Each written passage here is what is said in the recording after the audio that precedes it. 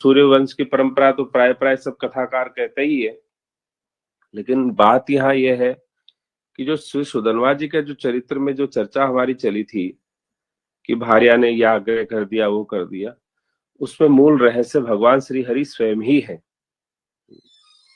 उन्होंने यही कहा था कि सूर्यवंश की स्थापना हुई और धर्म की रक्षा के लिए हुई है देवी, और यदि आप धर्म की रक्षा में बाधक बन जाएंगी, क्योंकि धर्म का विजय रथ यदि आप रोकेंगे और उसे परास्त कर देंगे तो आप धर्म को परास्त करने वाले बनेंगे, और ये कलंक सूर्यवंश के ऊपर ठीक नहीं है।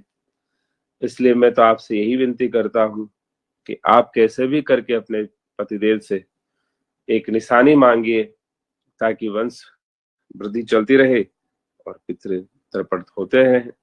इस बहाने से आप उनसे मनाइए, वो नहीं मानेंगे फिर भी आप मनाइएगा, वो ये कहेंगे तो भी आप कहिएगा। तो सारी भूमिका तो भगवान ने स्वयं ही रची है।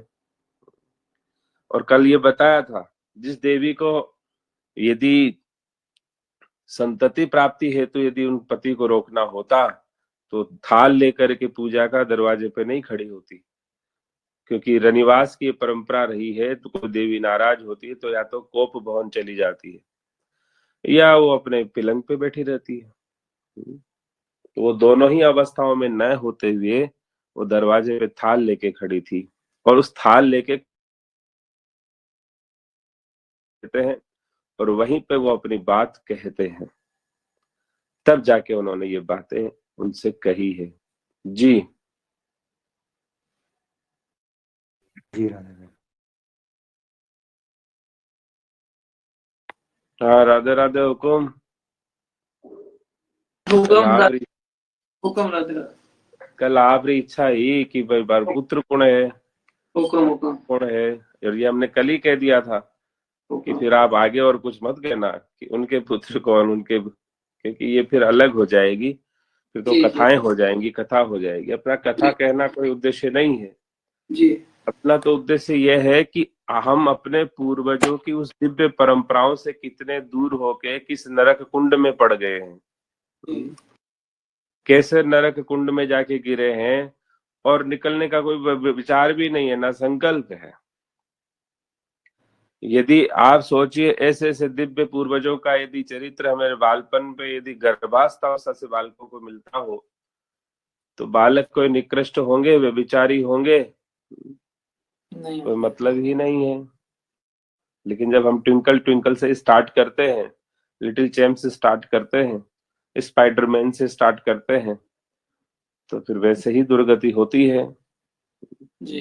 तो इस दिशा में बहुत बड़ी क्रांति की आवश्यकता है, और क्रांति और लीडर्स भी मानते हैं। तो किसको मानते हैं हम?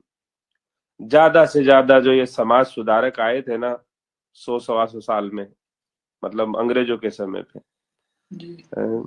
स्वामी दयानंद सरस्वती, राजा राम मोहन राय, मतलब ये इस तरह के समाज सुधारकों को हम लीडर स्वीकार करते हैं और उन्हीं को भारत का प्रतिनिधित्व प्रदान करते हैं। ऐसा नहीं है, क्योंकि भारत आज का तो है नहीं, भारत तो जब से है, जब से सृष्टि है, और इसका कोई पता ठिकाना नहीं कि कब से है। तो इसलिए यदि जो समाज अपने इतनी दिव्य परंपराओं के साथ न्याय नहीं कर सकता, फिर उस समाज के जीवन में दुख के सिवाय और कुछ नहीं बच सकता। यही हाल है, अब दुखी दुखी रहता है आज। जी हुकुम। जी जी राधे और राधे। जी राधे राधे।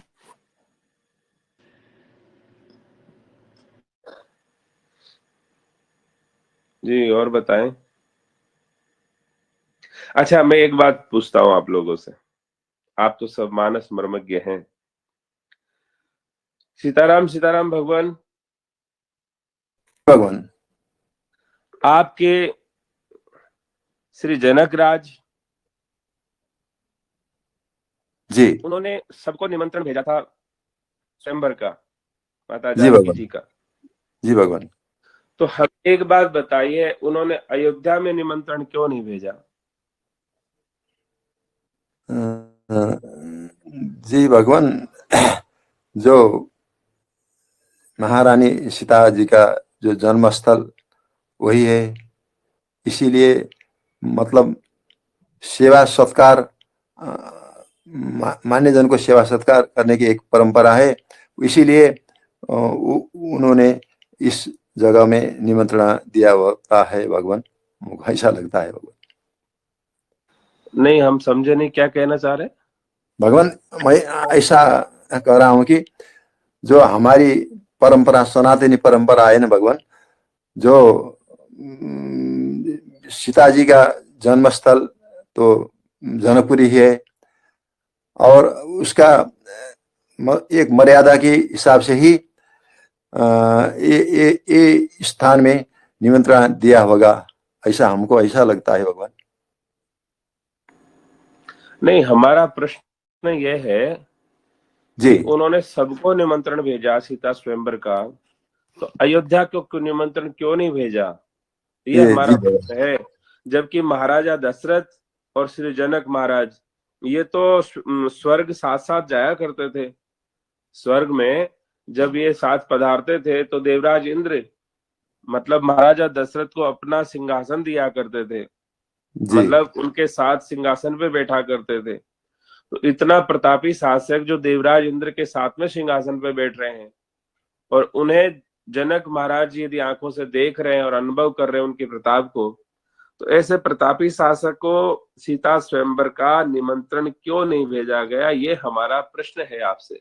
जी जी भगवान। इसमें तो हम ऐसा ही ऐसा लगता है भगवान कि राजा दशरथ और जनक महाराज, इनका एक मतलब एक स्तर में एक दूसरा का वो पहचानते हैं। इसीलिए इसमें कोई निमंत्रण की आवश्यकता ही नहीं, एक स्तर में उनका वार्तालाप हुआ होता था भगवान। हमको तो ऐसा स्पष्ट तो नहीं है, हमारी बुद्धि में इतना ही आया भगवान। सीताराम सीताराम। सीताराम सीताराम, कोई भी बता दे, या तो सारे मानस मर्मज्ञ हैं।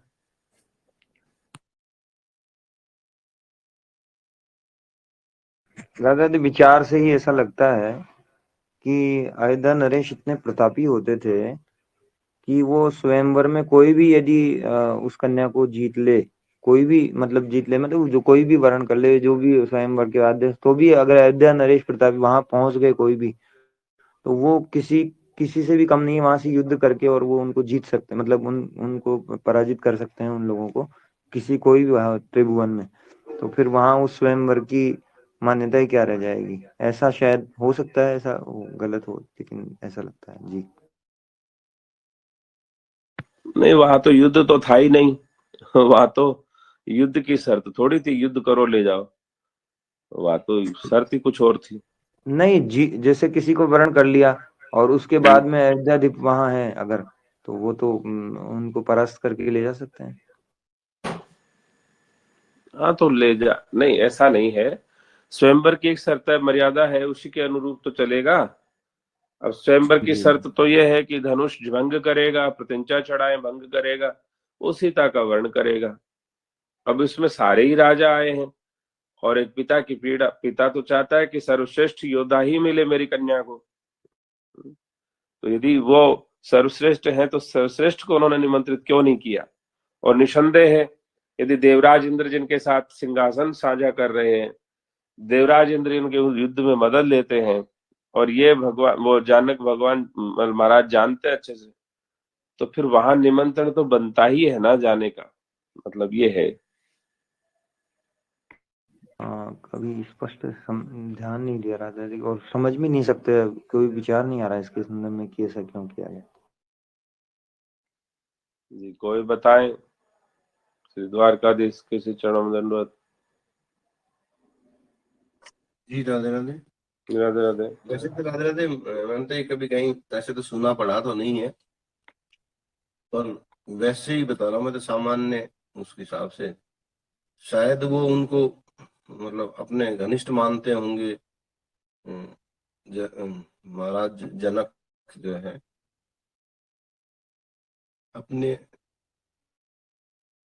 मतलब क्या कहें, शब्दावली सही नहीं चयन हो पा रही है। ज्यादा बड़ा समझते होंगे उसको हिसाब से कि भाई ये तो आएंगे तो ये जीत ही लेंगे, तो मतलब उनको अपने मित्रवत भ्राता समझ करके इस तरह से नहीं दिया होगा।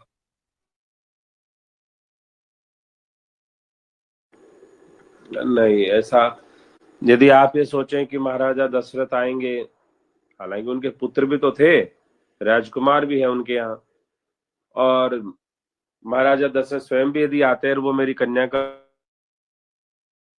वर्ण करेंगे तो उम्र अवस्था का भी भेद है, तो उम्र अवस्थाओं का भेद तो अब चलता है। उस समय तो युवा ही होते थे सब लोग। उस समय हजारों वर्षों का शासनकाल होता था और शरीर उनका पराधीन कभी नहीं होता था। वो जब तक चाहते थे, जब तक युवान बने रहते थे, मतलब उनकी योग बल उनका बहुत दिव्य होता था। ये तो उनकी वही नहीं है, इस बारे में तो कोई विचार की बात ही नहीं है, क्योंकि ऐसा तो नहीं है, कोई नहीं है किसी के पास विचार। जी अरविंद जी। हाँ राजा जी, इससे संबंधित एक प्रसंग आता है भैया जी की, वो राजा जनक के राज्य में कोई व्यक्ति से गो हत्या हो जाती है, और उसके उसमें पतिव्रता नारी के बारे में कुछ कहा जाता है। तो ये संदेश जब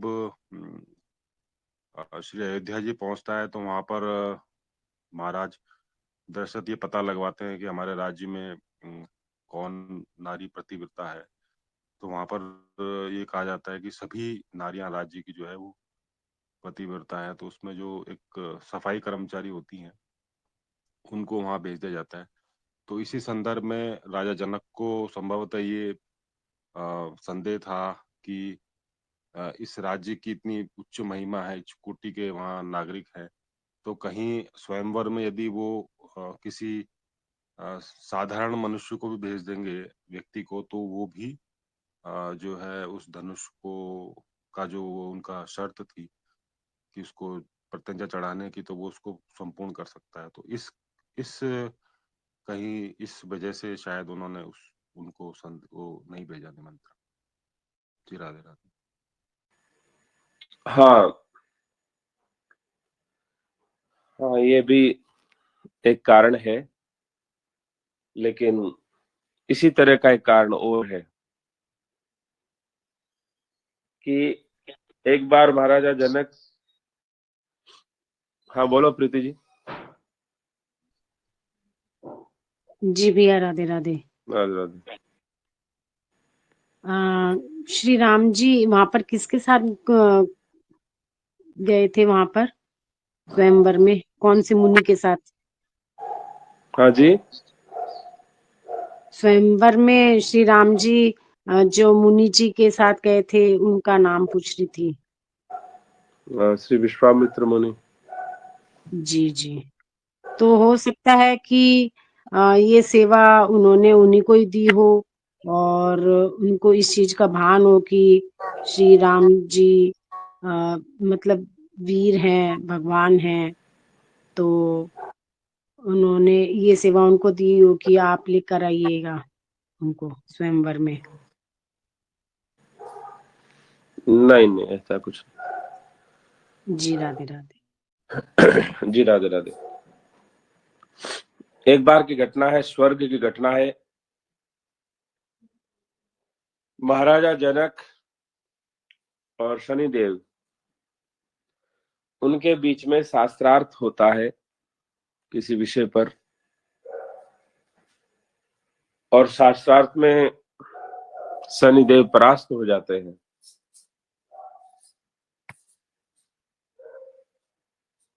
तो शनिदेव बहुत क्रोधित हो जाते हैं, उनको बहुत बुरा लगता है कि मैं देवताओं के सामने जनक से परास्त हो गया।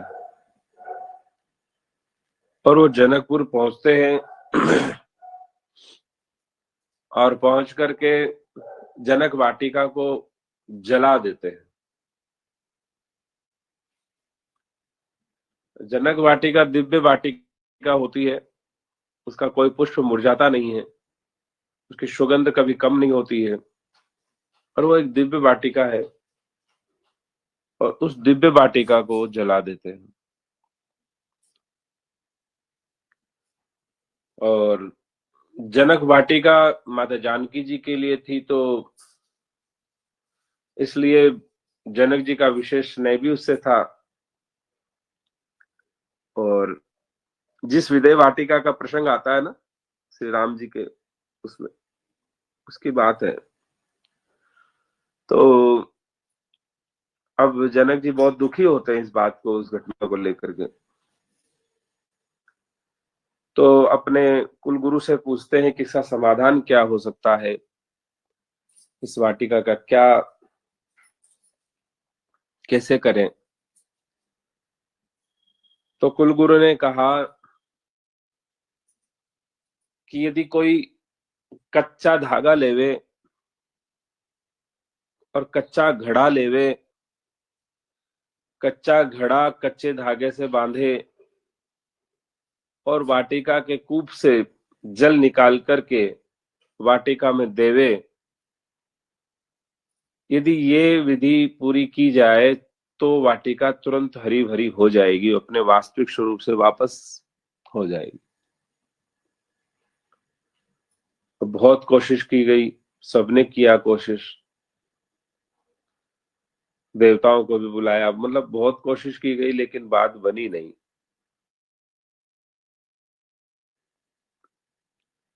तो नहीं बात बनी तो कहा भाई देखो ऐसा है, सब जगह से आपने बुला लिया है लेकिन अयोध्या नहीं भेजा, तो अयोध्या भी किसी को भेजो, अश्वरोही को, और बुलाइए, वहां से भी बोलिए। तो अयोध्या नरेश के पास में भी वो पत्र पहुंच जाता है, और वो जनक जी महाराज क्योंकि मित्रवत थे, तो उन्होंने पूरा घटना और वृतांत, क्योंकि शनि का शास्त्रार्थ तो जनक जी के सामने ही, वो महाराजा दशरथ के सामने स्वर्ग में हुआ था, वह उपरास्त हो गया था, बात वही खत्म। लेकिन बाद की घटना का उन्होंने पूरा उल्लेख लिखा कि ऐसे उन्होंने विदय वाटिका को भस्म कर दिया, और मैंने सभी देवों को, सभी राजा महाराजाओं को, सब जगह के धर्मात्माओं को बुलाया है, लेकिन बात बनी नहीं, और ये मेरे बहुत पीड़ा है। और ये ये कुलगुरु ने ये समाधान दिया है, तो आपको मैं निमंत्रण भेजता हूं, आपको जैसा उचित लगे आप करें। अब उस समय महाराजा जो दशरथ है बहुत विचार करते हैं कि धरा पे इतना धर्मात्मा है, इतनों ने, सबने प्रयास किया है, देवताओं तक आ चुके हैं, और यदि ये सफलता नहीं मिली है, और इस बात को, इस निमंत्रण को यदि मैं सामान्य घटना समझ करके स्वीकार कर लेता हूं और इसमें कोई रहस्य हुआ, तो हो सकता है कि मैं भी इसे ना कर पाऊं। तो इस विचार चिंतन में वो अपना एकांतवास चले जाते हैं कुछ विचार के लिए, और अपना उसमें इतने गहन डूब जाते हैं कि अंजल छोड़ देते हैं। तो ये अंजल छोड़ देते हैं। अब उस रानियों तक भी ये बात नहीं बताते हैं, क्योंकि उन्होंने सोचा कि सूर्य वंश की परंपरा है, और यदि इस परंपरा को हमने कलंकित कर दिया, निमंत्रण स्वीकार करके उसमें सफलता नहीं प्राप्त की, तो बहुत बड़ा हानि हो सकती है। इसलिए संपूर्ण विचार करके ही अश्वरोही को तो उन्होंने भेज दिया कि ठीक है आप भेज जाइए और हम कोई ना कोई समाधान करेंगे। अब ये अंजल वो छोड़ चुके हैं, मतलब उनको उसका परवाह ही नहीं है, इतने डूबे हैं।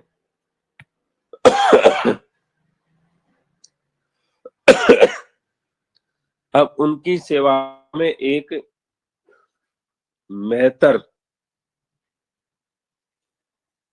जैसे हरिजन जिसको बोलते हैं आजकल, तो एक मेहतर था जो जिसने एक संकल्प ले रखा था, क्योंकि उसकी माँ ने महाराजा की सेवा में नियुक्त किया था, मतलब राजपाट की सेवा वो करता था, और वो महाराज के उच्छिष्ट के अलावा कुछ नहीं पान करता था जन्म से लेकर के, और महाराज का उच्छिष्ट ही पान करता था।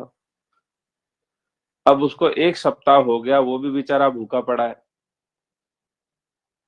तो उसने सभा में कहा कि साहब मेरे को महाराज से मिलना है, और ये बात तो सब जानते थे भाई ये मेहतर है महाराज का, और इस तरह से तो मिला। तो महाराज को कहा कि महाराज आप 1 सप्ताह हो गया आपने अंजल ग्रहण नहीं किया, क्या दास ये जान सकता है कि क्या समस्या है? महाराज ने सोचा कि मैंने तो रानियों तक को ये नहीं खबर पहुंचाई है, भोग समय से आ जाता है और मैं भोग को इधर उधर कर देता हूं, लेकिन इसे कैसे पता चला? क्योंकि ये राजा को नहीं पता था कि ये, हालांकि ये तो पता था कि भाई ये सेवक है और इस तरह से, तो वो तो जो थाल देने वाले देते थे उसको।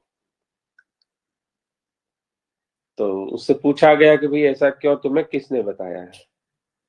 बोले महाराज मेरी माता ने आपकी सेवा में मुझे नियुक्त किया था और एक बात कही थी कि महाराज के उच्छिष्ट के अलावा, घृतामृत के अलावा कुछ पान मत करना, और मैंने 7 दिन से कुछ नहीं लिया है, ना अन्न ना जल, और आपकी जो उच्छिष्ट पाता था वही मिलती थी, अब आई नहीं तो हमको मिली नहीं, और ये बात है। तो वो इतना निष्ठावान देख करके राजा बड़े द्रवित हो गए और उन्होंने अपना वृतांत कह सुनाया। तो उसने एक युक्ति बताई, महाराज को एक युक्ति बताई, मतलब युक्ति क्या, उसने निवेदन किया कि महाराज ऐसा है कि यदि आप जाते हैं तो यदि इसमें कोई रहस्य हुआ तो अपने राज की, अपने वंश की परंपराओं को कुछ घाटा हो सकता है, लेकिन यदि आप मुझे भेज देवे तो इसमें तो कोई दिक्कत नहीं है। लीजिए सफल नहीं भी हुआ तो उसमें तो अपने राजवंश की परंपरा में या सूर्यवंश की परंपरा में कोई कलंक नहीं लगेगा। तो बोले मैं जाकर के, छोटा सा सेवा है, मैं करके आ जाऊंगा, आप मुझे आशीर्वाद दीजिए। तो महाराज ने कहा चलो ठीक है, तुम चले जाओ। अब वो हरिजन जो मेहतर जो है वो वहां चला गया। अब वहां के मंत्रियों को बहुत बुरा लगा कि देखो अयोध्या नरेश ने हमारे साथ क्या किया है, कि भाई ये तो मतलब एक मर्यादित बात नहीं है, हमने राजपत्री भेजी थी और राजपत्री के बदले में उन्होंने एक मेहतर भेज दिया। लेकिन महाराजा जनक तो बहुत विद्वान थे, उन तक ये खबर पहुंची कि एक मेहतर भेजा है उन्होंने, और मेहतर को की सेवा देने के लिए कह रहे हैं। अब इसमें विचार करो, मेहतर कूप से जल निकाल रहा है, तो जो ये नौटंकीबाज कहते हैं ना कि साहब शूद्रों को ये था, शूद्रों को ये था, शूद्रों का ये था, तो ये भी विचार कर सकते हैं। और मेहतर यदि इतना अधिकार रखता है कि महाराजा का उच्छिष्ट पान करेगा, तो उच्छिष्ट पान करना तो बहुत, मतलब सबसे ज्यादा दिव्यतम सेवा है यहाँ की, तो वो कैसे उनको मिली थी? और मेहतर यदि इतना अधिकार रखता है कि महाराज से एकांतवास में जहाँ रानियां नहीं मिल पा रही वो स्वयं मिल रहा है, तो मतलब कौन सी छुआछूत, कौन सी मतलब उपेक्षा, कौन सा क्या था वहां पर? मतलब बहुत सारे ऐसे प्रसंग हैं जिससे ये सिद्ध होता है कि वहां पर वर्ण व्यवस्थाओं को लेकर के कोई फ्रैक्शंस नहीं है, कोई भेद बुद्धि नहीं है। जी तो महाराजा जनक ने कहा कि चलो ठीक है, आप ले चलिए इसको, वाटिका में ले जाते हैं। और मेहतर ने कहा है यदि मैंने महाराजा दशरथ के अलावा इस जीवन इस शरीर से आज तक कुछ भी पान किया हो और कुछ भी पान करने की अभिलाषा रखता हूं, तब तो यह घड़ा पानी का भरा नहीं जाए। और यदि मेरी निष्ठा सिर्फ महाराजा दशरथ के प्रसाद में ही है, उनके अधरामृत में ही है, और मैं एक निष्ठ होकर के इस व्रत का पालन करता हूं और किया हूं, तो यह घड़ा भर जाए। और ये करके उसने रस्सी वो कच्चा धागा बांधा है, मटके को उतारा है और भर करके छपड़ छपड़ करके वो निकाल करके पानी वाटिका में दे देता है, और वाटिका तत्काल प्रभाव से हरी भरी हो जाती है।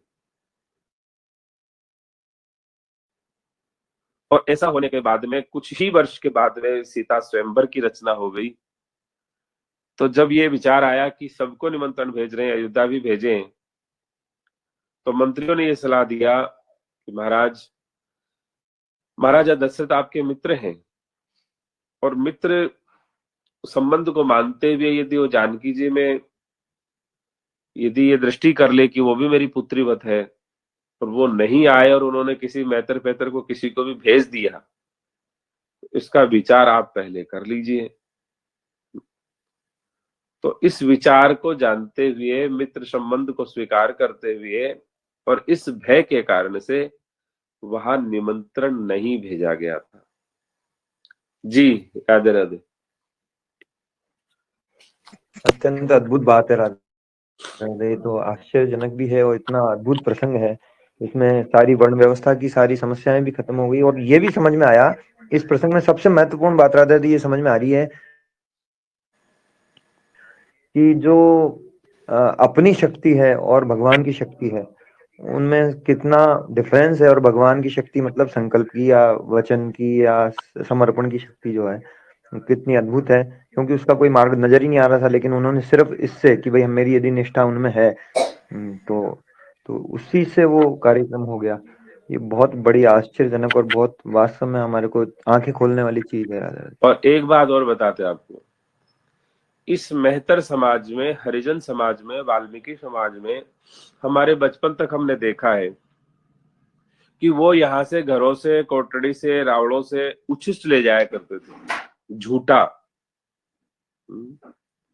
वो यहाँ से झूठा ले जाने की प्रथा अब तक रही थी। उसका मतलब ये नहीं था कि हाँ वो उसको मतलब निकृष्ट मानते हैं या ऐसा मानते हैं, ऐसा नहीं था। ये परंपरागत रूप से वो समाज उसको फॉलो करता रहा, उस परंपरा को, कि हमारे पूर्वजों ने इनके प्रति ऐसी निष्ठा का मतलब मान किया है, निष्ठा रखी है, उस निष्ठा के बल पे इतना दिव्य कार्य किया है, तो उस निष्ठा के बल पे हम उसको परंपरा को निभाते हैं। लेकिन अब तो आधुनिक समाज में तो हो देखो था न झूठो देवे है, था न झूठे मतलब, तो अब ये तो कीड़ा बड़ा हुआ है लोगों में, तो उसका क्या कर सकते। लेकिन इसमें मतलब ये कितने बड़े रहस्य की बात है कि रानियां जिससे नहीं मिल सकती है, जो रानी महारानी जहां नहीं जा सकती है, वहां एक मेहतर का प्रवेश हो जाता है। मतलब जो कहते हैं ना, शूद्रों का प्रवेश नहीं, शूद्र को मिलते नहीं, शूद्र की उपेक्षा थी, शूद्र को पीटते थे, कूटते थे, प्रचार करते थे। तो एक नहीं है, अनेक दृष्टांत ऐसे। महाराजा हरिश्चंद्र के प्रसंग में आता है, हमने महाराजा दशरथ की बात बताई है, श्री मर्यादा पुरुषोत्तम राघवेंद्र सरकार के लिए बता रहे हैं। मतलब ऐसा कौन सी बुद्धि थी? क्या भीलनी को जानते नहीं थे कि भील समाज से आती है? कौन नहीं जानता था? निषाद राज को जानते नहीं, ये शूद्र है। मतलब कौन सा ऐसा है? और निषाद राज ने कौन से युद्ध में भूमिका निभानी थी? माता भीलनी ने कौन सा वो करना था? लेकिन अब वो ट्रेप सिस्टम ऐसा बढ़ गया है, जिसने आपको पतन करना ही है, आप उसमें आराम से बैठे बैठे मस्ती ले रहे हो। तो ऐसा है, आज भी यदि गुरु परंपरा में शिष्य अध्यामृत की बात करता है, तो इस धरा पर सबसे दिव्य और भव्य तत्व सिर्फ और सिर्फ हरिनाम से भी बड़ा, हरिनाम से भी चरणोदक से भी बड़ा कोई तत्व है, तो वो है शीत प्रसाद। वो शीत प्रसाद है। अब उस शीत प्रसाद को आपने कह दिया, आप ये लो साहब झूठा, तो जूठा खाओ तो कांड हो गया ना। जिस झूठन के बल पर जिनके पूर्वजों ने इतना दिव्य और भव्य काम किया था, जो देवता नहीं कर पाए, जो बड़े बड़े धर्मात्मा राजा नहीं कर पाए, उस झूठन की बात है, तो वो उसके बल पे कर पाए। जी ठीक बात है राधे राधे, बहुत बहुत अद्भुत प्रसंग राधे, बहुत बहुत कुछ समझना है। जी, कोई प्रति प्रश्न है तो बताएं।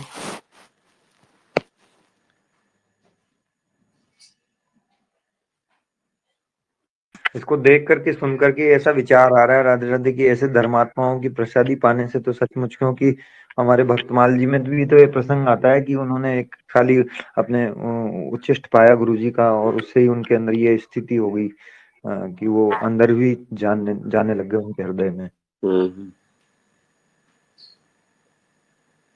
ये अधरामृत या शीत प्रसाद, ये उसी को मिलता है जो बहुत ज्यादा घनिष्ठ होता है और बहुत ज्यादा अंतरंग होता है।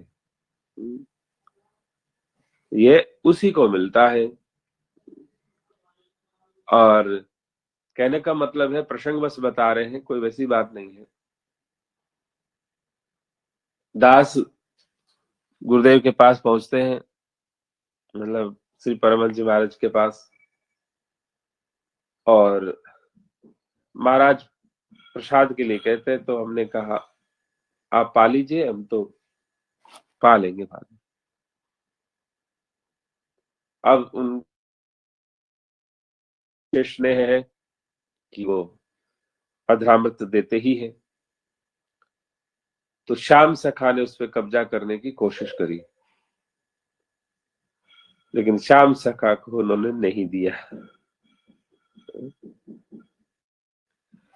ऐसा नहीं कि अधरामृत कम था, शीत प्रसाद कम था, ऐसा नहीं था, लेकिन श्याम सखा को दिया नहीं, अपने राम को थोड़ा ले लिया, और बाकी जो था बोले बालकों को दे देना। आप सोचिए, एक महापुरुष, वहां एक संत बैठे, उनको शीत प्रसाद नहीं दे रहे हैं, और अपने राम पे करुणा और कृपा करके प्रदान करके और बालकों तक भेज देते हैं। कहने का मतलब ये है, शीत प्रसादी के लिए आपकी अंतरंगता मुख्यता है, मतलब आप गुरुजन के विशेष स्नेह भाजन जरूरी है। यदि वो नहीं है तो फिर शीत प्रसाद नहीं मिलता। मातृ शक्तियों को शीत प्रसाद का अधिकार क्यों है? क्योंकि वो अंतरंग होती है। मातृ शक्तियां वो अंतरंग होती हैं, इसलिए शास्त्र विधि से, शास्त्र आज्ञा से उन्हें शीत प्रसाद के अलावा कुछ भी पाने का अधिकार नहीं। जो माताएं आजकल कुछ भी होटलों में चल रहा है, उड़ रहा है मामला, उन्हें शीत प्रसाद के अलावा कुछ पान का अधिकार नहीं है। और सती नारियां, जो पवित्र नारियां, पहले की देवियां, वो उनके उच्छिष्ट के लिए अलावा, अधरामृत के अलावा कुछ पान करती ही नहीं थी, कुछ भी पान नहीं करती, इसलिए उनमें सतीत्व था, वो ताकत, वो शक्ति, वो तेज था। अब व्यवस्थाएं नहीं है, सब बराबर है जी, थे भी खाओ मौज से, थे भी खाओ मौज से, थे भी घूमो मौज से, थे भी घूमो मौज से।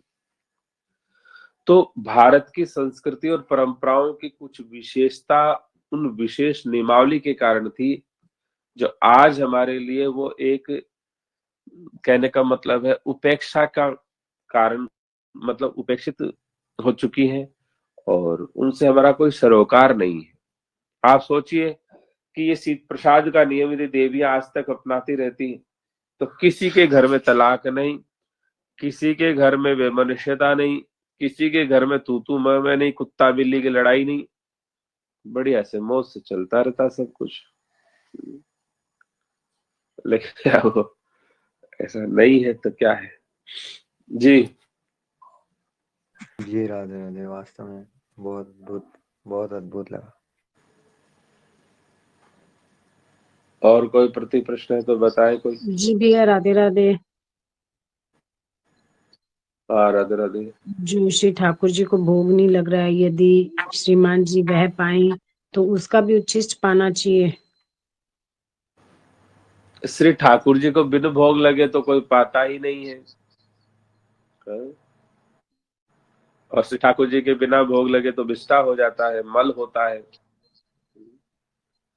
और ठाकुर जी को भोग लगाने की जिम्मेदारी या तो देवियों की है, मातृशक्तियों की है, गृहिणी की है, पुरुष वर्ग की तो नहीं है। इसलिए वही पवाती है, वही परोसती है। तो कोई ये कहे कि नहीं नहीं जी तो खुद ही खा लेते हैं लेकर के, तो ये तो उनकी खुद की ही कमी है। जी जी।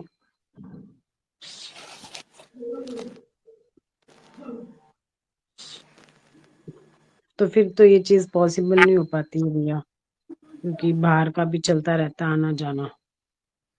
अरे वो जो भी है, हम ये थोड़ी कह रहे हैं, हम तो बता रहे हैं, हम देवियों की बातें जी बता रहे हैं। जी भैया, राधे राधे। जो देवियां करती है ना, वो विशेष हुआ करती है।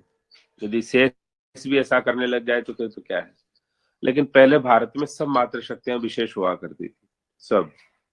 जैसे अरविंद जी जी ने बताया ना कि जैसे अयोध्या में हर देवी सती होती थी, हर देवी पवित्र होती थी। तो इसका मतलब ये है कि पहले तो सभी थे, ऐसा नहीं कि भाई क्षत्रिय की बात है, लेकिन सब देवियां ऐसी होती थी। जी जी जी भैया। और जब उनको मतलब महत्व का पता चल ही गया था कि देखिए कि ना, मतलब जो और कोई नहीं कर पाया वह इसने संभव कर दिखाया, तो उसके हम्म। बाद भी निमंत्रण नहीं भेजा गया। किसको निमंत्रण नहीं भेजा गया? अयोध्या। स्वयंवर के लिए? जी अरे आपको बताया तो सही, पूरी मंत्रणा हुई। और महाराज जनक तो चाहते थे कि भेज दिया जाए, लेकिन मंत्री समाजगण ने सबने कहा ना, भाई देख लो वहां से महाराजा दशरथ ये विचार करके स्वयं क्या पता ना आवे। महाराजा दशरथ के साथ तो देखो स्वयंवर होता तो वो जनक को कोई दिक्कत नहीं है, लेकिन अब वो किसी को भी भेज देवे तो बहुत बड़ा समस्या हो जाए ना एक पिता के लिए। तो जी मान लो कोई पिता सोचे मेरी कन्या मेहतर को चली गई, तो बहुत दिक्कत हो जाए उनको। तो वो चीज थी जी जी बाकी। तो इसका समाधान क्या है? बोले समाधान ये, भेजो ही मत भेजो मत। जी कभी बात आएगी, प्रसंग आए तो कह देंगे कि हमने तो आपको मित्र मानता है, हम तो, आप मित्र है हमारे। तो मित्र के कारण से आपकी भी पुत्री ही होती है सीता। और महाराजा दशरथ ने उनको पुत्री ही माना है, उनको पुत्री ही माना है वैसे। हालांकि पुत्र वधु भी पुत्री जैसी होती है, लेकिन उन्होंने जनक के संबंध को भी स्वीकार किया है। जी जी जी भैया, राधे राधे। जी राधे राधे।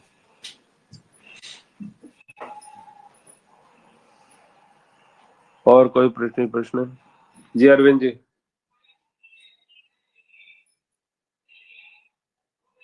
जी भैया जी, अभी तक जो आपने बताया तो सब स्पष्ट हुआ भैया।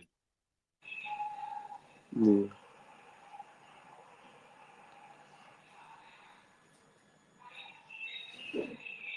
और कोई प्रश्न, प्रति प्रश्न है तो भाई जल्दी बताइए।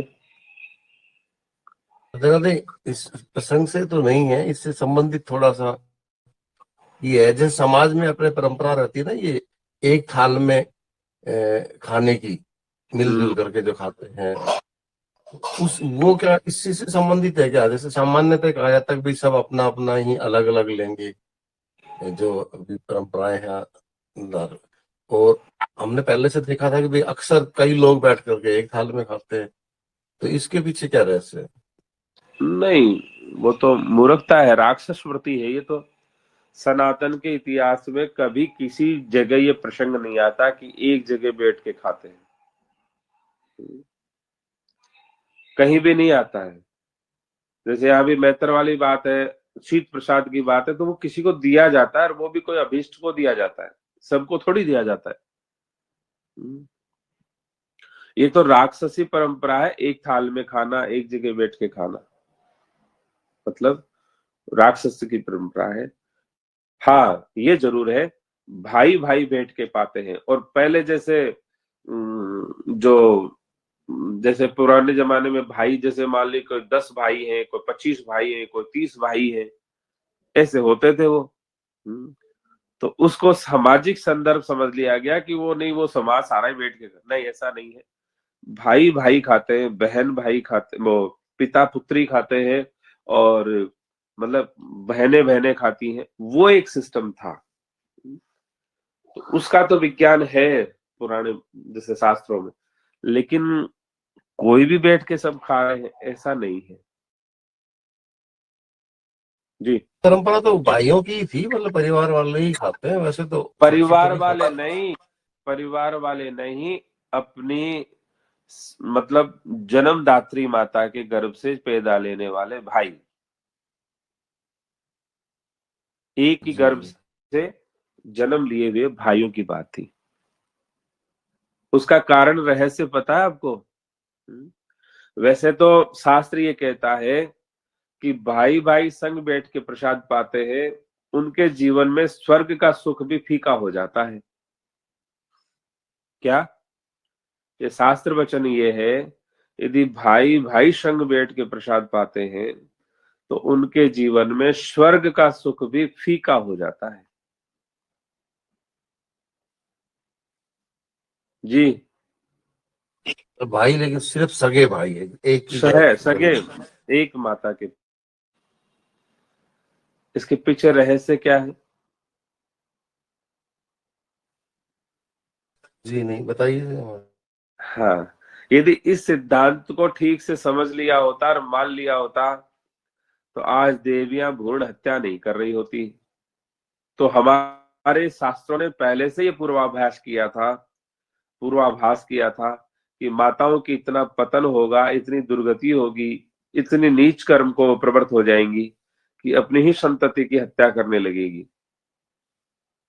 यदि इस बात का विचार किया होता तो भ्रूण हत्या नहीं होती, गर्भपात नहीं होता और एकल संतति नहीं होती। क्यों? एकल संतति होती तो अपने पुत्र को उस स्वर्ग से भी बड़ा सुख जो है देने से बचती। मतलब उसे वो बोले इतना हानि हो जाएगी मेरे पुत्र। इसलिए माताएं, और आशीर्वाद में भी गुरुजन क्या कहते थे कि भाई पुत्रों के लिए अष्टपुत्री भवे, मतलब 8-10 पुत्रों से तो कम आशीर्वाद को देते ही नहीं थे। और इस कारण से वो पुत्र आपस में बैठ करके वो पाते थे, संगठित होते थे। तो वो एक बहुत हरा भरा परिवार, खुशहाल परिवार, समृद्ध परिवार, संगठित परिवार जब ऐसा होता था, ये हमारे शास्त्रों में बहुत बड़ा विज्ञान दिया हुआ है इसके बारे में। और उसके पीछे रहस्य यही है। और आज यदि उस परंपरा को हम लोगों ने स्वीकार किया होता, मान लिया होता, तो कोई भी झंझट नहीं था, ना सर तन से जुड़ा था, ना लव जिहाद था, क्योंकि बहनें बहनों संग पाएगी बैठ करके, भाई भाई संग पाएगा बैठ करके, और बहनें भी खूब होंगी, भाई भी खूब होंगे, और पिता पुत्री संग पाएगा बैठ करके। तो रेस्टोरेंट में अपने वो को अब्दुल आमिर को, उनको क्यों घुमा करके पवाती? वो जो एक आत्मीयता जिस संबंध में होती है, और जिस आत्मीयता की प्यास एक जीव को होती है, उस आत्मीयता की व्यवस्था भगवान श्री हरि ने शास्त्र के माध्यम से पहले से निर्धारित कर रखी है। अब उसको हम करते नहीं है। आप सोचिए, जो कन्या अपने पिता संग प्रसाद पाती है, उस पिता की अकाल मृत्यु नहीं होती है। बताओ कितनी बड़ी बात है। आज अकाल मृत्यु से कितने लोग मर रहे हैं? मतलब अपनी कन्या के संग कोई प्रसाद पाने वाला, उसकी अकाल मृत्यु नहीं होती है, शास्त्र वचन है। और हर घंटे में या लगभग 100 मृत्यु हो रही है। और ये यदि विचार होता तो कन्याओं की हत्या होती क्या? जो कन्याओं मतलब बालिकाओं की जो हत्या गर्भ में हो जाती है। जी हाँ नहीं, बिल्कुल नहीं होती। वो तो फिर उनके लिए वरदान हो जाएगी हर कन्या, तो कैसे उनकी हत्या क्यों करेंगे? और दूसरी और बात बताते रहे से कि मतलब क्या है, मतलब सनातन और शास्त्र है क्या? रोम रोम पुलकायमान कर देता है। ऐसा है। यदि किसी को साधन पथ की बाधाओं को पार करना है, यदि किसी को भक्ति मार्ग में प्रवृत्त होना है, तो उस महानुभाव को ब्राह्मण कन्याओं को निमंत्रित करके पंगत पवाने का विधान है। यदि कोई चाहता है कि हमारे जीवन में भक्ति का उदय हो, हमारे जीवन में संस्कार बने रहे, मर्यादाएं बनी रहे, इसके लिए ब्राह्मण कन्याओं को निमंत्रित करके पंगत कराने का विधान है। ब्राह्मण कन्याओं को पंगत कराने से ये बाधाएं सब दूर हो जाती हैं। शास्त्र वचन है। दूसरा ये है, यदि कोई ये चाहता है कि मेरे जीवन से भय की निवृत्ति हो जाए,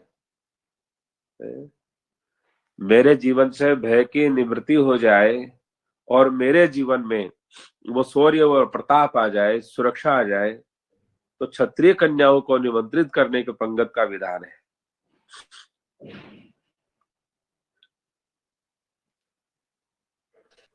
किसी विशेष दिन या कभी भी? वो तो नवरात्रि आती है ना, इसीलिए आती है। गुप्त नवरात्रि आती है, नवरात्रि चैत्र वो आते हैं, इसीलिए है। लेकिन बता रहस्य भी बताएंगे, इतना ही नहीं है। यदि किसी को अपने जीवन में कर्ज की मुक्ति चाहिए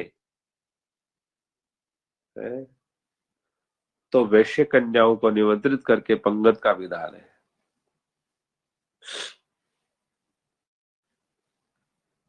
और किसी को अपने जीवन में रोग की मुक्ति चाहिए तो शूद्र कन्याओं को पंगत का विधान है। अब एक बात बताओ, हमारे 4 वर्ण है और चारों वर्णों में ये विशेषता है, तो कौन छोटा है कौन बड़ा है? पहला तो ये जवाब चाहिए हमको। दादा सभी बराबर हुए, एकदम एकदम बराबर हुए, सबकी और अपनी अपनी महत्ता। इन सिद्धांतों का पता समाज को चलता और वो डिलीवरी सिस्टम चलता रहता, तो क्या इन कन्याओं के साथ इतना व्यभिचार, दुराचार, पापाचार और गूढ़ हत्याएं होती?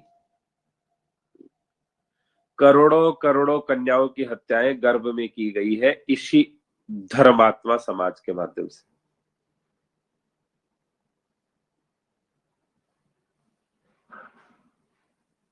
क्या करोड़ों कन्याओं की हत्याएं लिंग के कारण से, मतलब वो पुलिंग है, वो स्त्रीलिंग है, इस कारण से उसका पता करके करोड़ों कन्याओं की हत्या गर्भ में की गई है।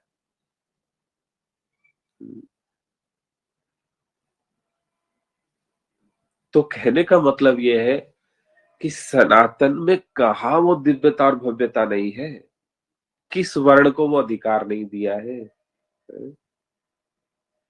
ऐसा तो नहीं है कि नहीं ये तो शूद्र है जी छोड़ो छोड़ा छोड़ा भगवान, ऐसा नहीं है। लेकिन अब क्या है, मतलब जिसने अपने हाथों ही अपना गला काटा हो उसको कौन बचाता है? तो वो बातें हैं। इसलिए ये भयंकर विकृति और भयंकर जो ये जो षड्यंत्र चल रहा है या फैल चुका है नस नस तक, उसको मिटाने के लिए कम से कम आदमी संकल्पित होकर खड़ा तो होवे, लेकिन कोई मतलब ही नहीं है। जी कोई प्रति प्रश्न है तो बताइए जल्दी से। राधे राधे। राधे राधे। हुक्म वो वैश्य को निमंत्रण दे के क्या होता है पंगत क्या कराने कह से? रहे हैं? क्या कह रहे हैं? वैश्य कन्या को पंगत कराने से क्या होता है हुक्म? कर्ज से मुक्ति। जी जी जी कर्ज मुक्ति जो है जी जी और शुद्ध कन्या से बीमारी आती होगा, ये होता है। आता और शुद्ध कन्या को पंगत कराने से बीमारी आती है, मतलब बीमार होते हैं। शूद्र कन्याओं का क्या? शूद्र कन्याओं के निमंत्रण करके पंगत से शरीर निरोगी रहता है। निरोगी रहता है। रोग नहीं होगा तो निरोगी हो जाएगा ना। अच्छा नहीं होगा, हाँ पहले मेरे को समझ में नहीं आया था कि उनको पंगत कराने से मतलब बीमार होते हैं, ऐसा समझी थी मैं। हे भगवान, रोग मुक्ति मतलब निरोगी काया, जी जी जी निरोगी जी काया। जी जी और वैश्य कन्याओं को निमंत्रण करने से मतलब संपन्न संपन्न परिवार। और क्षत्रिय कन्याओं को निमंत्रित करने से सुरक्षित परिवार, समझ गए। और ब्राह्मण कन्याओं को निमंत्रित करने से संस्कारवान परिवार। स्पष्ट हुआ? जी होगा। अब आपको संस्कार नहीं चाहिए तो ब्राह्मणों की उपेक्षा करो, सुरक्षा नहीं चाहिए तो क्षत्रियों की उपेक्षा करो, संपन्नता नहीं चाहिए तो वैश्यों की उपेक्षा करो, और निरोगी काया नहीं चाहिए तो शूद्रों की उपेक्षा करो। अब आपको क्या नहीं चाहिए वो तो आप निर्णय करो। जी स्पष्ट है? भैया। और सब कुछ सही तो सभी तरह की कन्या को बुलाना चाहिए भी। हाँ वो तो सब जैसा भी है, मतलब। जी। हाँ क्या कह रहे प्रीति जी? जी भैया, फिर नवरात्रा में तो ऐसा ही रहता है कि 9 कन्या होनी चाहिए, तो वर्ण वगैरह फिर उसमें ध्यान नहीं देते तो वो तो फिर चारों ही तरह के दोष नहीं रहेंगे घर में। कितनी कन्या होनी चाहिए? अब जो भी है, अब ये तो जो भी है, आप उसका विचार हमारे पास नहीं है। हम तो ये कह रहे हैं, ये शास्त्र प्रसंग बस ही आपको पास बात बताई है। जो हमने जी कहा ना कि जो वर्ण व्यवस्थाओं का भेद कहाँ है, जात पात का भेद कहाँ है। यदि किसी शूद्र की कन्या को आप घर में बुलाएंगे, उसको पंगत करा रहे हैं, उसका पूजन कर रहे हैं, तो आप उसको है ही मान रहे हैं क्या? मतलब आप किसी मतलब निकृष्ट की पूजा करेंगे, निकृष्ट को निमंत्रित करेंगे, निकृष्ट को पंगत करवाएंगे? ऐसा तो नहीं है कहीं भी। जी लेकिन अब ये कांड कर दिया, आप लोगों ने स्वीकार कर लिया, उसका तो क्या कर सकते हैं? मतलब मैं तो ये कह रहा हूँ, समाज की दुर्दशा और गति क्या है। जी भैया, विशेष रूप से नवरात्रा में सही रहता है। अब आप जिस विचार और चिंतन से हमसे पूछ रहे हो, हम वो बात नहीं कह रहे, हमने सिद्धांत की बात कही है। वो पंडितों से विचार जी करो फिर आप। हमने जो बात बताई है वो सिद्धांत की बताई है। जी हम ये कहना जी चाहते हैं भैया। इसके माध्यम से कि सब एक है, सब परिवार है, और सबकी आत्मीयता सबकी विशेष है। ये हमारा कहने का उद्देश्य है। यदि कन्याओं के प्रति अपराध बंद हो गए होते तो समाज की दुर्दशा नहीं होती। कन्याओं के प्रति यदि पिता का प्रेम विशेष होता तो उसकी अकाल मृत्यु नहीं होती। यदि माताएं ये समझ गई होती कि अनेक पुत्र करूं ताकि मेरे पुत्र को स्वर्ग जैसा सुख सदा मिलता रहे, तो वो एकल पुत्रवती नहीं होती। हम तो बता रहे हैं, और ये सारी बीमारियां नहीं होती तो आज समाज इस दुर्दशा में नहीं होता, राक्षसों से घिरा नहीं होता, राक्षसों से डर नहीं रहा होता। समझ रहे बात को? जी तो राधा जी, जी ये भैया। कन्या भोजन का जो प्रीति जी क्या कह रहे हैं आप विधान बताएं? है, एक जी मिनट। राधे राधे कर रही थी। ठीक राजा, हाँ जी बोलो। जी राधा जी, जो ये कन्या भोजन का विधान है, ये चतुर्वर्ण के लिए समान रूप से लागू है? क्या जी? चारों वर्णों के लिए, मतलब जिमाने वाले के लिए समान रूप से लागू है क्या ये, यदि वो स्वधर्मनिष्ठ है तो? हाँ, स्वधर्मनिष्ठ तो क्यों नहीं है? क्यों नहीं होता है? जी जी स्वधर्मनिष्ठ होना चाहिए, स्वधर्मनिष्ठ है तो है। जी जी, ठीक है राजा राजा, बहुत अच्छा। लेकिन इसमें एक बात विशेष देखनी पड़ेगी आपको। जी उसके रहस्य को भी बताते हैं कि जी जी चतुर्थ वर्ण तो आपने यूज किया है नाम। ये अपराध है एक नहीं, तरह से। चतुर्थ नहीं बोला, चतुर्वर्ण बोला राधे।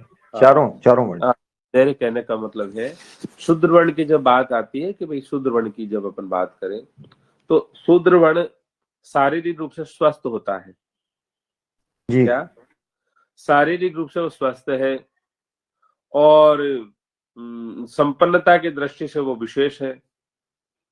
क्या जी संपन्नता की दृष्टि से वो विशेष है और संस्कारों की दृष्टि से वो बहुत ही मतलब समृद्ध माना जाता है। आपस में प्रेम भाव होता है, बड़ा परिवार कुटुंब होता है, एक बैठ के साथ सेवा करते रहते हैं, कभी दूर अपने आप से होते नहीं है। तो उनके पास उनकी विशेष कोई कमी दिखाई नहीं देती है।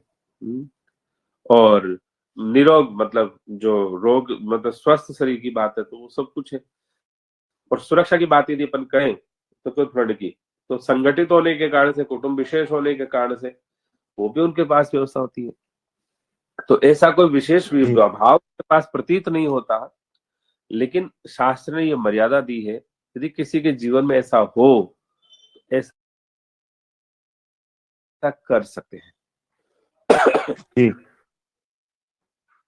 अकारण कोई कार्य तो किया नहीं जाता ना, तो कारण से ही करते हैं।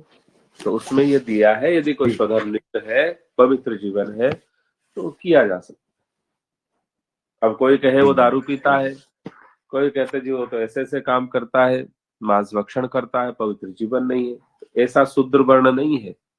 वर्णों पे सब पे लागू वही पवित्रता है। नहीं तो उनके सब अलाउ हो जाता है, ऐसा नहीं। जी जी जी ठीक बात है राधे। जी राजा। उस स्वधर्मनिष्ठ का शब्द पहले उपयोग किया कि भाई मैंने कहा कि ये सुनते तो रहे नहीं। हाँ, स्वधर्मनिष्ठ है तो कोई स्वीकार नहीं करेगा ना, आपके निमंत्रण को स्वीकार नहीं करेंगे। जब आप स्वधर्मनिष्ठ नहीं होते हो, जब आप अपने धर्म में आबद्ध नहीं होते हो, तो आप वर्ण संकर होते हो। बताया था ना वर्ण संकर की जी परिभाषा। जी जिस प्लेटफॉर्म की नियमावली को आप नहीं मानते तो वहां आप वर्ण संकर हो। मतलब वर्ण संकरता का एक एक सामान्य शब्दों में अर्थ, एक सीमित अर्थ नहीं लेना चाहिए, उसका बहुत जी जी विस्तार है। तो आप वर्ण संकर हो, और वर्ण संकर तो स्वयं साक्षात अधर्म का रूप होता है। और अधर्म के निमंत्रण को कोई धर्मात्मा स्वीकार नहीं करता है, वही ले दे करके बात आ जाएगी फिर। सही बात है। तो आप पात्र ही नहीं है, और जब पात्र नहीं है तो फिर आप यदि किसी को निमंत्रित करेंगे तो अपराध तो पहला आपका वही हो गया ना। ठीक बात है राधे, सही बात। अब मान लीजिए कोई अपात्र है और इस कार्य को कर ले, फिर कहीं साहब कुछ हुआ नहीं, तो वो तो भाई सुने बायोलॉजी माने नहीं है, नियम ही पहले ही आपने तो तोड़ दिए, तो तुम तो वैसे ही अपराधी हो।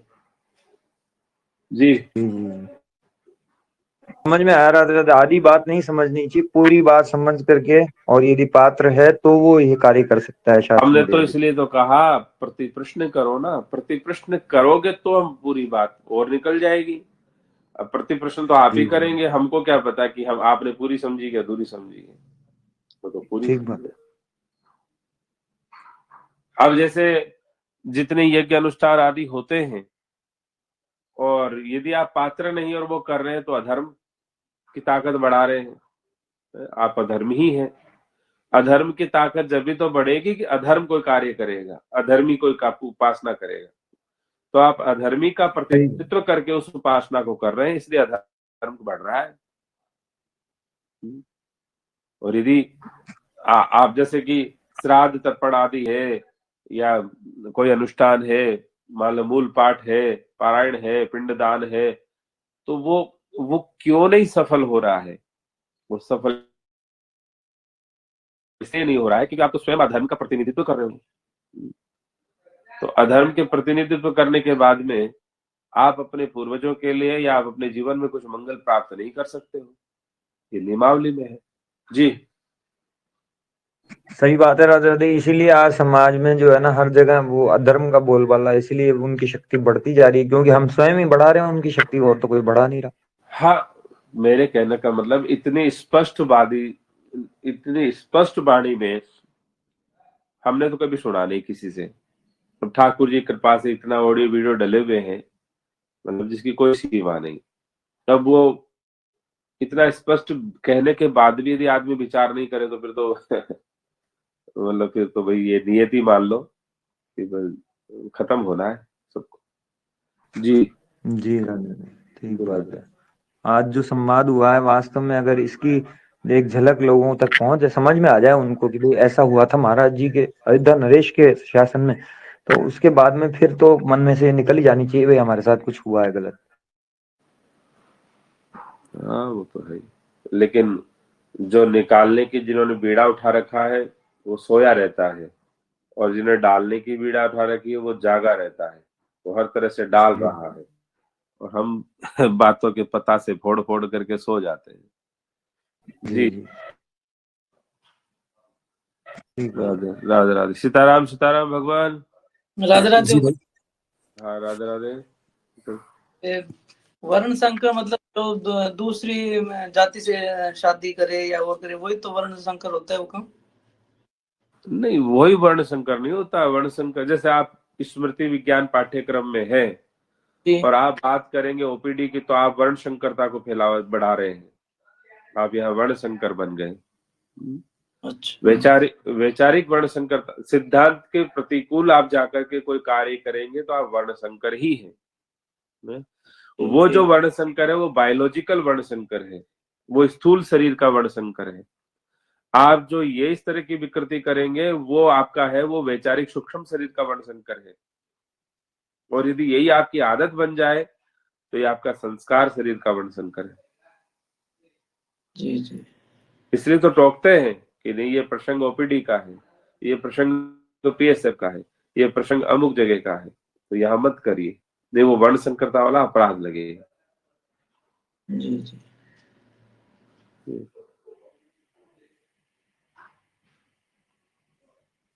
ठीक है को राधे राधे। ये राधे राधे। मतलब हमारे समाज में हमारे पूर्वजों ने हॉस्पिटल की व्यवस्था इसीलिए नहीं रखी थी,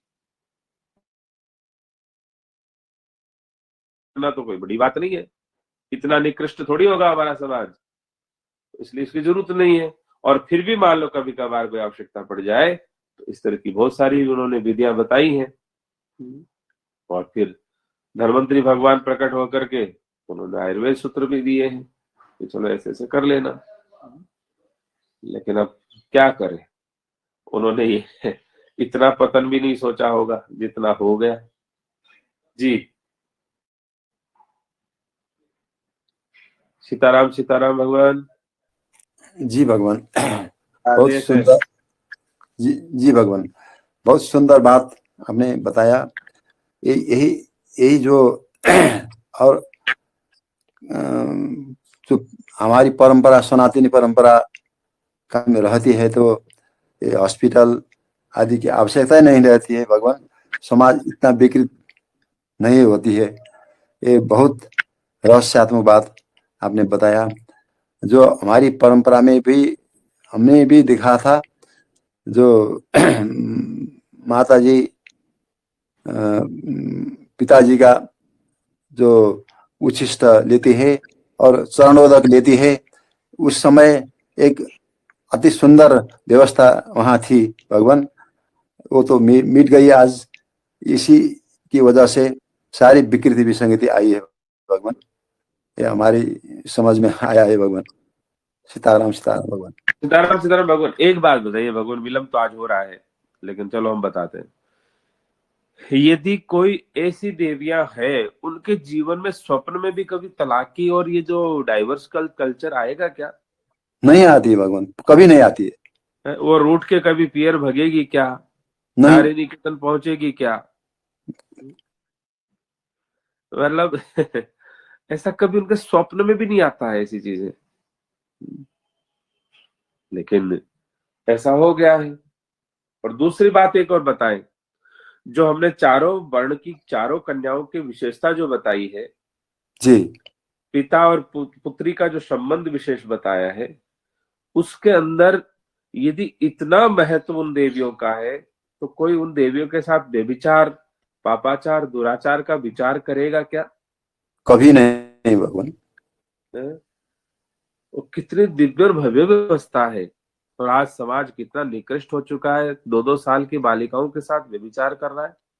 जी मतलब आप पतन की हद देखिए और हमारे मोरल्स की, हमारी वैल्यूज की, हमारे संस्कारों की वो एक मतलब आधारशिला देखिए, वो एक रूपरेखा देखिए, वो देखिए। लेकिन अब क्या किया जा सकता है, जी कहने का मतलब उसको उसको लोग बहुत गौरवान्वित बुद्धि से, जी भगवान। गर्व की बुद्धि से ऐसा जी सोचते भगवान। हैं। अकाल मृत्यु नहीं हो रही, कितनी हो रही है अकाल मृत्यु, हर हर परिवार दुखी है अकाल मृत्यु से। आजकल तो ट्रेंड बन गया है, कोई कहता जी लो हार्ट अटैक आ गया, कोई कहता जी ब्रेन स्ट्रोक से हो गया, जी कोई जी कहता जी एक्सीडेंट हो गया, कोई कहता जी ऊपर की बाधा से चला गया, कोई कहता जी मूठ मार गई। कितने मर रहे हैं लोग, कितने लोग मर रहे हैं। जी भगवान। का एक समाधान शास्त्र ने दिया, अपनी कन्या के संग पंगत करो। जी बताओ, उस कन्या को भी एक आत्मीय पुरुष की जरूरत है, उसको भी एक ऐसा साथी की जरूरत है जो उसका हर दुख दर्द सुने। जी तो वो आपसे इतना जब घनिष्ठ होगी तो क्यों किसी के चक्कर में फंसेगी। जी भगवान। क्योंकि ये मानवीय मतलब एक अपेक्षा है, मानवीय एक जेनेटिक उसका वो जिसको मतलब क्या कहते हैं उसको, प्रवृत्ति है, मतलब मानवीय एक ऐसी प्रकृति है कि उसको अपनत्व चाहिए, जी उसको अपनत्व चाहिए। तो पिता से ही यदि वो अपनत्व मिल रहा है तो वो क्यों जी किसी के चक्करों में फंसेगी, क्यों लव जी जिहाद के चक्करों में फंसेगी। और आप देखिए, जो बालिका 12-13 साल की है, 10 साल की है, वो 45-50 साल वाले अब्दुल गब्दुल के साथ में फंस जाती है। जी भगवान। ऐसा नहीं कि उसको हम उम्र वाले की आत्मीयता चाहिए, तो आत्मीयता चाहिए होती है, जी अपनत्व चाहिए होता है। और वो भी मतलब पुरुष समाज से अपनत्व चाहिए होता है। अब पुरुष समाज से अपनत्व कौन देगा, तो पिता का अधिकार है। तो जी कहते हैं ना, बालिका जब कन्या होती है तो पिता के अधीन है, तो पिता जी का दायित्व बनता है, पिता की ड्यूटी बनती है कि उसको अपनापन देवे, उसको सुरक्षा चक्र देवे। जी तो उसी के संग रहेगी, हर बात साझा करेगी। और उसके बाद में क्या अधिकार है, वो पति के संग रहे। तो पति संग, तो वो भी ज्ञान भी उधर दिया है। जी तो कहने का मतलब इतनी दिव्य और भव्य व्यवस्थाओं में इतना बड़ा व्यभिचार, पापाचार, दुराचार, अत्याचार ये कहाँ से घुस गया है, जब हमने सभी सिद्धांतों के इतिसी करके आग लगा दी सबको, जी तो घुस जी गया। भगवान। और क्या, तो ना तो कोर्ट से शांति मिल रही है, ना पुलिस से शांति मिल रही है, ना कोई तंत्र खड़ा कर लो, ना पैसों से शांति, कुछ नहीं मिल रही है, जा रहा है। अब इस मौत का तो एक ही समाधान है, अपनी परंपरा में लौटो, अपनी संस्कृति को समझो, जो पूर्वजों ने लिखा है और जो जिया है उसको आप रूढ़िवादिता मत मानो। जी भगवान। क्योंकि बुद्धि से परे है सनातन और सिद्धांत। तो उन रिचुअल्स का पालन करो, लोक रीति है जो उनको भी आप मानो सकते हो, संस्कृति है, परंपरा है। सबका वैज्ञानिक दृष्टिकोण आपके बुद्धि खोपड़े में आ जाएगा ये जरूरी नहीं है, जी लेकिन उनको आप जब करेंगे, आत्मसात कर लेंगे, जीवन का अभिन्न अंग बना लेंगे, तो धीरे धीरे वो आपके जीवन में वैज्ञानिक स्वरूप प्रकट कर लेंगे। जी भगवान। वो चीज है। इसलिए समाज को बहुत ज्यादा आवश्यकता है कि उसको दिशा दी जाए, और वो सुख और चैन से नहीं जी रहा है। कौन हॉस्पिटल में पड़ा पड़ा बेचारा सड़ रहा है, हैं? कौन बालिकाएं, कौन इतनी माता, आज तो लाखों करोड़ों की तादाद में नारी निकेतनों में बैठी है। जी तलाक की तो भरमार, डाइवर्स की तो भरमार चल रही है। जी भगवान। वैमनस्यता का खेल तो कोई ऐसा परिवार नहीं जहां उठ नहीं रहा है, नहीं। तो मतलब ऐसा समाज जिसमें आग ही आग लगे चारों तरफ। आप सोचो, भगवान ने दाम्पत्य जीवन को कितना सरस जीवन बनाया है, वो जी भगवान। श्रृंगार युक्त जीवन है। श्रृंगार को रसराज कहा जाता है, वो सभी रसों का मतलब सिरमौर माना जाता है। जी, और ऐसे जीवन पा करके भी आदमी परम दुर्गति पा रहा है। बहुत मतलब दुख की बात है। इतना मतलब एक सोचने की बात है कि हमारे पतन की सीमाएं कहाँ तक पहुंच गई है। जी, उसका कोई मतलब एक कोई और छोर नहीं है उस पतन का। इसलिए अपनी परंपराओं में लौटो भाई, उसमें कुछ नहीं पड़ा है। आधुनिकता के नाम पर उस वेस्टर्न फिलॉसफी को ऐसे आंख मीच करके अपना लेना, उससे कोई लेना देना नहीं है। और भाई मिल रहा हो सार तो ले लो, खूब ले लो, खूब ले लो। अभी जी, कल की तो घटना 2 दिन पहले किसी ने शेयर किया है। अमेरिका में बेटे हैं, 2 बेटे, एक बेटा है शायद अमेरिका में है, और देवी को पैरालिसिस है, जी, और स्वयं उनकी सेवा कर रहे थे। देवी की स्वयं सेवा कर रहे थे, पैरालिसिस उसको था, जी, और अचानक उनको हार्ट अटैक से डेथ हो जाती है पति की। जी, अब वो सेवा के लिए आए नहीं, पति बाजू में पड़े हैं, देवी के सामने ही डेथ हुई है, जी बाजू में भगवान। पड़े मतलब। और वो देवी जो है कुछ नहीं कर सकती है, पैरालिसिस है। जी, और कैसे जैसे उसने कोशिश करके अपने घर में जो फोन रखा था मोबाइल, उसको दूर था, खिसखटा करके उसको उठाया और फोन लगाया है जी, अपने किसी पड़ोस समाज में। अब लगाने के बाद लोग आए हैं, गेट को तोड़े हैं, तोड़ने के बाद में देखा है तो डायरी से नंबर लेके बेटे को फोन किया है। तो जैसे ही उसको हॉस्पिटल ले गए तो वो तो डेथ हो गई थी उसकी।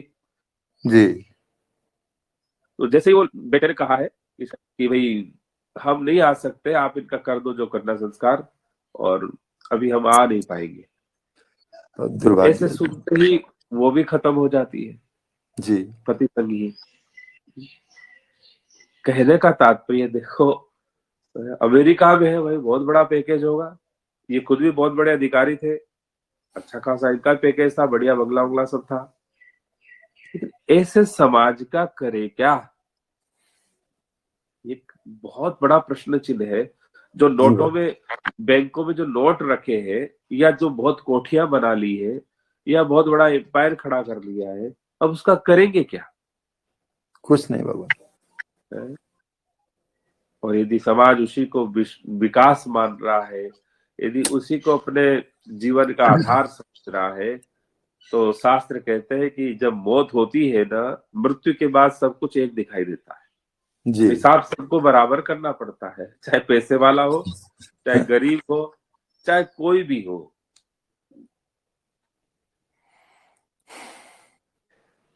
जी तो ये भगवान। दर्द की कमी नहीं है, और दर्द का कारण क्या है ये भी विचार कर सकते हैं, उसका निराकरण और निवारण क्या है इसकी भी बात कर सकते हैं। जी।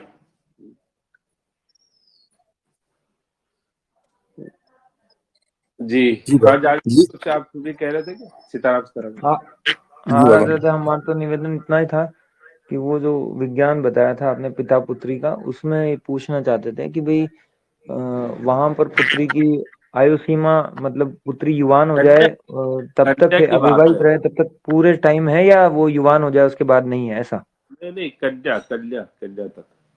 जी जी ठीक है। जी।